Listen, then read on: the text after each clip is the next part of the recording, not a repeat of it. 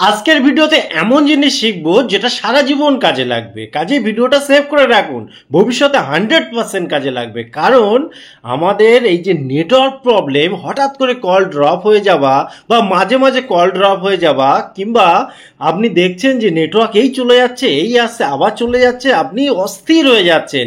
এই প্রবলেম যদি সলভ করতে হয়, আপনাকে এই ভিডিওটা জাস্ট একটু দেখে রাখতে হবে, সেভ রাখতে হবে, মনে রাখতে হবে, প্রবলেম সলভ। তো কি করতে হবে? প্রথমে আপনাকে একটা মিথ আছে, অনেকে ভাবেন এটার কোনো কাজ নেই, কিন্তু আমি বলছি এটার প্রচুর কাজ আছে।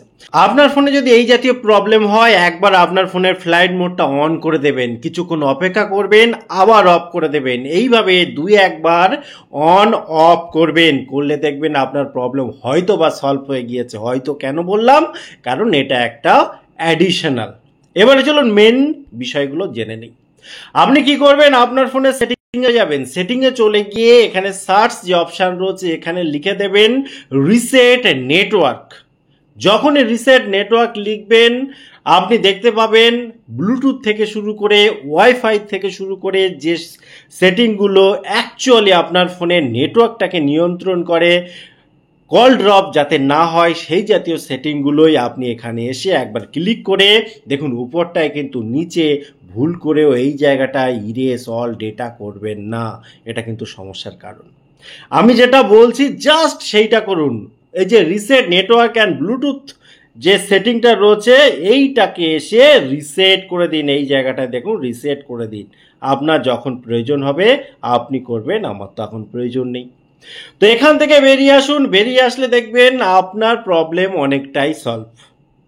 ঠিক আছে? তারপরও যদি দেখছেন এই প্রবলেম সলভ হচ্ছে না, আপনি কি করবেন?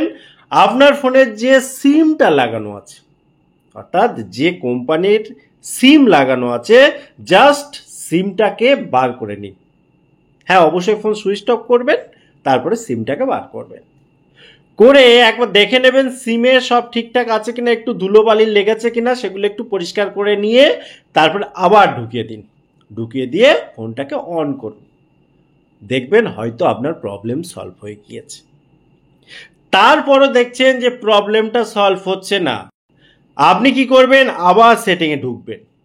সেটিংয়ে ঢোকার পর এখানে যে মোবাইল নেটওয়ার্ক রয়েছে, এই মোবাইল নেটওয়ার্কের এখানে ক্লিক করে দেবেন। এবারে দেখে নেবেন যে আপনার সিমের ভেতরে হতে পারে বা যে কোনো জায়গায় লেখা হতে পারে যে প্রেফারেড নেটওয়ার্ক টাইপ। এই জায়গাটায় ক্লিক করে দেখে নেবেন সেট কি রয়েছে। এখানে তো আমার অপশানই নেই, এখানে দেখুন 5G 4G 3G এরকম রয়েছে।